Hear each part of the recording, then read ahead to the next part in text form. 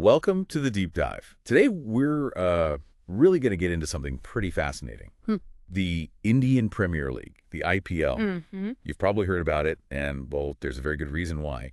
It's not just another sports league. It's become this huge phenomenon globally. It really has, and the speed of its growth is quite something. Exactly. When you look at how quickly it's growing, it's actually outpacing some of the real giants, like, the NFL and the NBA in terms of growth rate. Just think about that for a second. It's genuinely remarkable, especially when you consider how long those other leagues have been established, their history, their global footprint already. Right. The speed the IPL has managed it. Well, it points to a pretty unique mix of factors, doesn't it? Things we should probably unpack. Absolutely. And right at the core of it is this dynamic, shorter format of cricket. T20. Now, if you're maybe more familiar with traditional Test cricket, T20 is, well, it's a totally different beast. Much faster, more explosive. And that contrast, that difference, it's definitely sparked some, shall we say, lively debates among the cricket purists. Well, you can imagine, yeah. That's a really key point for people to understand, I think. The traditionalists, they often emphasize the skill, the endurance, the long game required for Test cricket. Sure, the strategy over 5 days. Exactly. Whereas T20, it really prioritizes power hitting, quick scoring, that immediate excitement.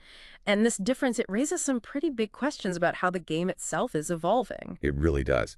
But look, to properly grasp why the IPL has been such a success, you absolutely have to understand the context in India. Cricket, there isn't just a sport they watch. It's woven into the culture, into everything. It's fundamental. With, what, over 1.42 billion people? That's just an enormous built-in audience ready-made. An incredible base to build on. And then you add in India's growing middle class. That's another huge factor, isn't it? More people have the disposable income now, the ability to actually go to matches, buy the jerseys, really get behind their teams. Yeah, and if you connect those dots, you see this powerful mix, right? Yeah. A sport with incredibly deep cultural roots meeting this rapidly expanding economy. Great. It creates this environment where a league like the IPL isn't just, likely to do well. Right. It feels almost destined to thrive. Yeah. Perfectly put. So our goal today in this deep dive is to really try and dissect this success story. It's got so many layers. We want to explore the business model, which is incredibly strategic, by the way. Yeah. We need to look at its impact on cricket itself globally. And the cultural weight it carries within India, that's huge too. Definitely. And trace its growing reach around the world. So by the end, hopefully you'll have a much clearer picture of why this league has become such a dominant force. Sounds good. Okay, so where do we start? Let's kick off with the business side. What makes it such a powerhouse financially? Right. Well, what's really fascinating, I think, is how deliberate the structure is. It's not accidental. The IPL has a very clear, highly profitable strategy. Built on several key pillars, yeah. Exactly. Several key revenue streams. Okay, like what? Central sponsorships must be one. You see those big brands everywhere during the IPL? Absolutely. Central sponsorships are massive. You have major companies paying really significant money just for that association with the league itself. Just to have their name linked to the IPL brand. Precisely. And that money is vital. It provides this foundational funding that supports the whole structure. You know, it allows them to reinvest, grow the league, develop things. It benefits everyone involved, really. Okay, so central sponsors.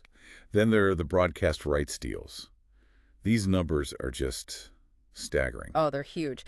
That 5-year agreement back in 2017, what was it, $6 billion? Just something like that, yeah. Yeah. Incredible amount. It just screams how valuable the media companies see this It property. absolutely does. And for you listening, that kind of figure puts the IPL right up there with the biggest sports leagues globally. Yeah. Shows the sheer number of eyeballs watching, but also the massive potential for advertising revenue that comes with that viewership. Makes sense. And the franchise model itself, that's another big piece, right?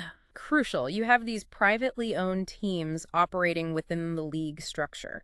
And they generate their own income, too. Yeah, exactly. Through ticket sales for their home games, obviously, their own local sponsorships, selling merchandise to their dedicated fan bases. Right, the team jerseys and caps and all that. Yeah. And even prize money, depending on how well they perform on the field. So owning an IPL team is pretty desirable, I take it. Oh, incredibly desirable. The fact that ownership is so highly sought after tells you a lot about the financial health and potential of the league. Because the potential returns are there. across all those different streams. Exactly. It makes these franchises really attractive investments, both for wealthy individuals and for big corporations. Right. And all this financial success, this huge pool of money that allows them to attract the absolute best players from around the world, doesn't it? Without a doubt. The salaries they can offer are incredibly competitive. It's become the T20 competition that pretty much every top cricketer wants to be a part of. Because the money's good and the stage is huge. Precisely. And this creates a really interesting dynamic, a positive feedback loop. How so? Well, you get the best players, right? Mm-hmm. That attracts more viewers, more fans. Mm-hmm. More viewers means the value of those sponsorships and broadcast rights goes up even further. Which then allows for even bigger player contracts. Exactly. It's this self-reinforcing cycle of growth and value creation. Very smart. Okay, so that's the business engine room. Let's switch gears a bit and talk about the format itself, the T20 revolution, as it's sometimes called. Right. And this is where things get really interesting, I think, for the sport itself. The IPL has undeniably been a massive catalyst, maybe the catalyst for the incredible rise of the T20 format. Yeah, it really put it on the map in a huge way. What some might have initially seen as maybe, a bit of a novelty, a secondary form of cricket. Like cricket light or something. Well, kind of, yeah. But now, for many players, and certainly for a huge number of fans, it's become the preferred way to experience the game. Especially when you stack it up against test matches, which are, well, they demand a lot more time, don't they? 5 days. Exactly. The time commitment is significant for Test cricket. T20 offers that instant gratification, that quick hit of excitement. And it's not hard to see the appeal for a lot of you listening, is it? It's just incredibly fast-paced. Non-stop action, really. You get these global superstars, celebrity players showing off incredible skills. You get those massive sixes flying into the crowd. Big hits are definitely a signature. In the matches, they often come down to these really tense, nail-biting finishes in the last couple of overs. Yeah, the drama is baked in. And the IPL specifically has perfected the art of blending that top-level cricket with pure entertainment. Right, the whole package. The cheerleaders, the music pumping between overs, the flashy opening ceremonies, the post-game shows.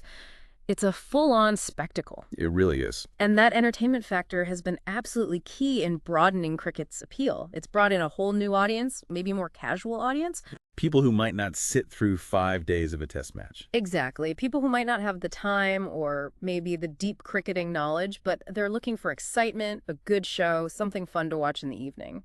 But as we kind of touched on earlier, this huge shift towards T20, it hasn't been without its critics, has it? Especially from the traditionalist side. No, definitely not. There have been and still are genuine concerns voiced by people who really cherish the traditions of Test cricket. Worries about the impact. Yeah, worries about the potential impact on the longer format. Does the focus on T20 skills erode the patience, the refined techniques, the strategic depth that Test cricket demands? That's a fair question, I suppose. Are players losing some of those traditional skills? It's a significant point to consider, absolutely. It's part of that ongoing discussion about the balance between innovation and tradition within the sport. Are we losing something valuable in the pursuit of entertainment and speed? It's a debate that will probably continue for a while. I think so. But despite those concerns, you just can't argue with the growth, can you? The IPL and T20 cricket more broadly just keeps getting more popular. Yeah, the momentum seems unstoppable. Yeah. It's reaching new markets, pulling in audiences who maybe never really engaged with cricket before. And if you look at the bigger picture, the IPL's success hasn't just happened in isolation. It's served as a model, a blueprint, really. For other countries. Exactly. We've seen other T20 leagues pop up all over the world, clearly taking inspiration from the IPL. Think about Australia's Big Bash League. Yeah, that's huge down under. Or the Caribbean Premier League. They've clearly looked at the IPL's structure, its marketing, its entertainment focus, and adapted it. So the IPL basically provided the template. In many ways, yes. It showed how successful this city-based franchise T20 model could be. Okay, that makes sense. It's become a global template then. Speaking of global, let's talk about that global impact more, and specifically the value of these franchises. Well, yeah, what's really striking is how the IPL didn't just transform Indian cricket. It significantly shifted the global cricket landscape. More than just inspiring leagues, you mean? Well, that inspiration is a huge part of it. Like we said, it provided that successful blueprint. You saw leagues launch not just in Australia and the Caribbean, but also, attempts in England, South Africa. All trying to capture some of that T20 magic. Exactly. Adapting elements of the IPL's structure, its player auctions, its blend of sport and entertainment, and many of them have achieved pretty considerable success in their own right. So it's created more opportunities for players worldwide and more cricket for fans to watch. Definitely. It demonstrates the IPL's massive influence in just shaping the modern cricket calendar and the whole ecosystem around the sport. And the money side, the actual value of the teams. Yeah. That's just gone stratospheric, hasn't it? Oh, the numbers are incredible. The average value of an IPL franchise, I think the data shows it's increased by something like 24% per year since the league started. 24% annual growth. Yeah. That's insane for any investment, let alone a sports team. It's truly remarkable growth, sustained over more than a decade now. It just underscores how strong that underlying business model is and how enduring the appeal is for fans and, crucially, for investors. Yeah, because you see these big names, prominent individuals, massive corporations wanting a piece of the pie, right? They're actively looking to invest. Absolutely. And that high demand further highlights the perceived financial potential and, I guess, the long-term viability of these teams as assets. It really hammers home how the IPL has just fundamentally changed things. Not just how cricket is played, but how we watch it, how you engage with it, and definitely how it's monetized. It's given a platform to so many young cricketers too, hasn't it? We'll probably touch on that later. And it's inspired millions, billions maybe, of fans. A whole generation has grown up with the IPL as their primary experience of top-level cricket. Right. Okay, so we've seen the business, the format, the global ripple effect.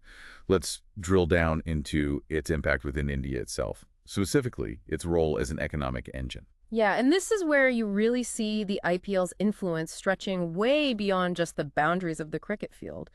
It's become a genuinely significant contributor to the Indian economy. How so? In what ways? Well, think about the direct revenue injection. Ticket sales, obviously. Those huge sponsorship deals we discussed earlier. The massive broadcasting rights fees. All pouring money into the system. Exactly. And a good chunk of that economic activity generates tax revenue, doesn't it? For both the central government and the state governments where matches are held. Right. Do we have any sense of the scale, the numbers involved? The figures are pretty eye-watering. There was an estimate that in 2020 alone, the IPL contributed something like $6.7 billion to India's economy. Wow. $6.7 billion in 1 year. Yeah. And a big slice of that, maybe $2.5 billion or so, came just from the broadcast rights deal that ran between 2018 and 2022. It just shows the sheer scale we're talking about. It really does. And it's not just about the big money flowing at the top level, is it? It creates jobs, too, presumably. Oh, absolutely. Lots of jobs. Each IPL season, estimates suggest it creates over 30,000 temporary jobs. 30,000. In what sorts of areas? Across a whole range of sectors, really. You need people for event management, obviously, hospitality staff in and around the stadiums, security personnel, people selling merchandise, food, drinks. All the logistics of putting on these huge events. Exactly. And that's just the temporary work. Then you've got the direct ongoing employment within the IPL teams themselves. The players, the coaches, the physios, the analysts, the admin staff. Right, the whole support structure for each franchise. That job creation aspect is really important, providing real economic opportunities for a significant number of people, especially during the tournament season. And what about local businesses in the cities hosting matches? Do they see a benefit? Oh, definitely. If you own a small business, a restaurant, a hotel, maybe a shop near the stadium, you're likely to see a real uptick during the IPL. More foot traffic, more customers. Yeah. Reports suggest revenue increases of around 25% for local businesses during the IPL season. That's because you get this influx of fans, increased tourism. People coming into the city specifically for the cricket. Exactly. It drives tourism in a big way. You get domestic fans traveling from other parts of India and increasingly international visitors, too. They all need places to stay, places to eat. Filling up hotels and restaurants. Right. The IPL has basically become a major fixture on the Indian tourism calendar now, drawing substantial crowds who spend money in the local economies. That makes sense. And there's one other thing, infrastructure. Does the IPL lead to improvements there? It often does, yeah. Host cities frequently invest in renovations and upgrades to their stadiums to meet IPL standards or just enhance the fan experience. Like those famous grounds, Eden Gardens in Kolkata or the Wankhede in Mumbai. Exactly. Places like that often see significant work done. And these aren't just temporary fixes for the IPL season. They leave a lasting legacy. Better facilities for cricket and other events in the long run. Precisely. So you get improved sporting infrastructure that benefits the city and the wider sporting community for years after the IPL tournament has finished. Okay, so a pretty significant economic footprint then. Undeniably. Right. Now, something else that's changed dramatically since the IPL started is how fans actually engage with it all, especially with social media exploding onto the scene. Oh, this is a fascinating evolution to track. If you look back to the very beginning, 2008. Yeah. The way fans connected was very different to how it is now. It's been a massive transformation, largely driven by digital tech. So initially it was mostly about watching on TV, attending games, buying a shirt. Pretty much. In those first few years, say 2008 to maybe 2012, the focus was very much on traditional channels. Television broadcasts were king. I remember reading the first season got huge ratings on ESPN back then. It did. A remarkably high rating, actually, which showed the immediate interest. And even by 2012, you were starting to see signs of change, like a noticeable uptick in online merchandise sales, maybe 10–15% growth there. So the shift to digital was already starting. The seeds were being sown, yeah. Even early on, the connection was strong, but the way people connected was about to change dramatically. And then came social media. Game changer. Absolute game changer. Now, fast forward to today, and every single IPL franchise has dedicated teams. Their whole job is just creating content for fans online. Nonstop. Tailored stuff for Facebook, Instagram, Twitter, YouTube. All of it. Some teams have even launched their own digital TV channels or dedicated apps to deliver exclusive content directly to their supporters. That direct-to-fan approach seems key now. It really is. It allows them to build much deeper, more personal connections. It bypasses traditional media to some extent. And the viewing numbers reflect this digital shift too, right? Massively. When Hotstar got the digital streaming rights in 2018, I think there was something like a 40% jump in total viewership. Huge numbers watching online, on their phones, tablets. It's making it much more accessible. Totally. And teams got smarter with tech too, developing personalized team apps. Like you mentioned, Mumbai Indians' One Family program, stuff designed to keep fans locked in, informed, feeling part of the community. Giving them scores, news, behind-the-scenes bits. Exactly. A much more immersive experience than just watching the match passively. And we can't talk about fan engagement without mentioning fantasy leagues, surely. Dream 11 and the like. Oh, absolutely crucial. The popularity of fantasy IPL is just phenomenal. You mentioned the numbers earlier, 5.3 million concurrent users back in 2020. And it's grown even more since then, hasn't it? Like 12 million or something? Incredible numbers. And what fantasy sports does is it fundamentally changes your relationship with the game, doesn't it? What do you mean? Well, you're not just a passive viewer anymore. You become this active consumer, deeply invested in how individual players are performing because it affects your team. Right. You're suddenly really interested in whether some uncapped domestic player scores runs or takes wickets. Yeah, precisely.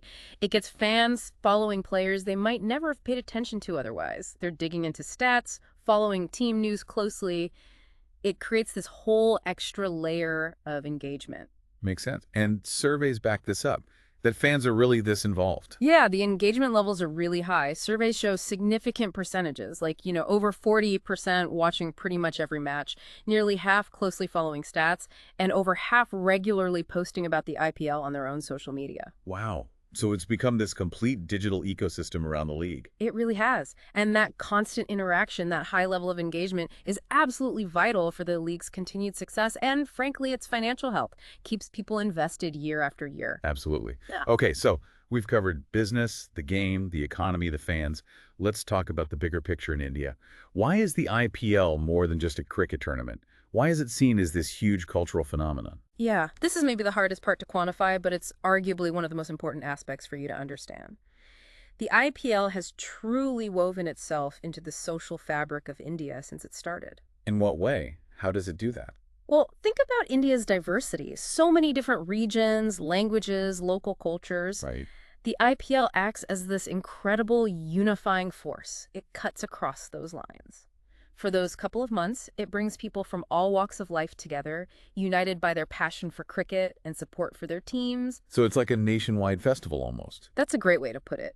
A domestic celebration centered around what many genuinely called the religion of cricket in India. And the timing helps too, right? Evening matches. Definitely. Most matches are in the evening, which means families and friends can gather after work or school, watch together, share that experience. It becomes a social event. Plus, the Bollywood connection adds that extra layer of glamour. Adds glamour, broadens the appeal, makes it feel like a bigger cultural event, not just sport. And the teams themselves, representing specific cities and regions, Chennai, Mumbai, Bangalore, Kolkata, that must foster strong local identities. Hugely important. It creates really deep connections. Fans feel a sense of ownership, of local pride. Their team represents their city, their region. It reflects India's cultural richness through that regional competition. A bit like city rivalries in other sports leagues globally. Similar idea, yeah. But maybe amplified because of the sheer passion for cricket. And then there's the international element, all those overseas players. Right. That's another fascinating layer. Bringing in top players from Australia, England, the West Indies, South Africa, New Zealand. It creates this amazing global connection within the league. A melting pot of talent. Exactly. Yeah. And it leads to this genuine cultural exchange. Players learn from each other. Fans get exposed to different playing styles, the flair of the West Indians, the aggression of the Australians. Maybe fosters a bit more understanding between cricketing nations. I think it does. You see players from different countries, sometimes rivals on the international stage, playing together, forming friendships. It builds camaraderie. That's a nice aspect. And what about when fans travel for games? Does that boost local culture too? Yeah, absolutely. When people travel to stadiums in different cities, they interact with locals, they spend money on local food, crafts, transport. They experience the unique culture of that host city firsthand. So it's a bit of cultural tourism mixed in. You could definitely say that. It further embeds the IPL within the cultural and economic life of different regions across India.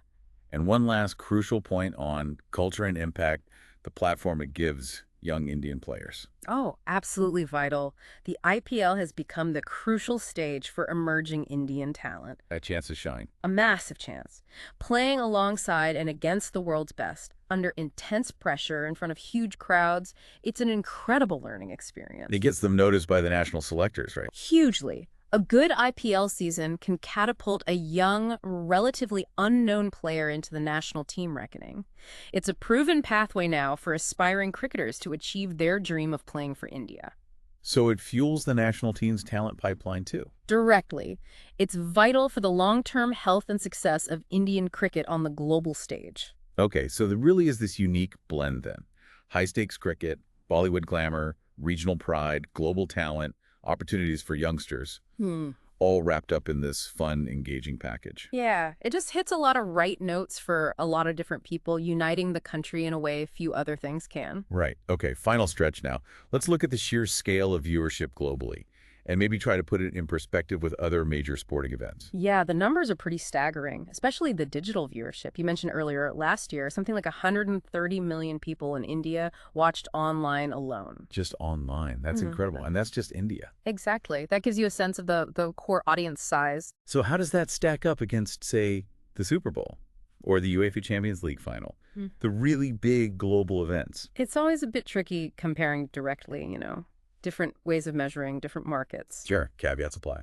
But based on available reports and data, the IPL final viewership often holds its own and sometimes reportedly surpasses the Super Bowl's global audience. Really? Bigger than the Super Bowl? Some reports suggest that, yeah. And it's often quite close to the numbers pulled by the UEFA Champions League final, which is arguably the biggest annual club football match globally. That's quite something. It puts the IPL firmly in that top tier of global sporting spectacles. It definitely does. Now, you have to acknowledge the nuances, right? Comparing viewership across vastly different countries, population sizes, media landscapes, it's complex. And the advertising revenue might differ based on purchasing power in those markets. Exactly. The economic value per viewer might not be the same. But purely in terms of the sheer number of people tuning in, the scale of the IPL fan base is undeniable. It's massive. And it's not just confined to India or the diaspora anymore, is it? Its reach is growing. Definitely expanding. Broadcast agreements are now in place in over 120 countries, apparently. So people from the UK to the Caribbean to Australia and beyond can tune in. Yeah, bringing the league to an ever-increasing international audience, it signifies that growing appeal and recognition beyond its traditional strongholds. Okay, so wrapping this all up then, it feels like we've covered a lot of ground. We certainly have. It's pretty clear the IPL's success isn't down to just one thing. It's this potent combination, isn't it? Absolutely. You've got the innovative, exciting T20 format capturing people's imagination. Yep. Then the really smart strategic business model fueling that incredible growth. Uh-huh.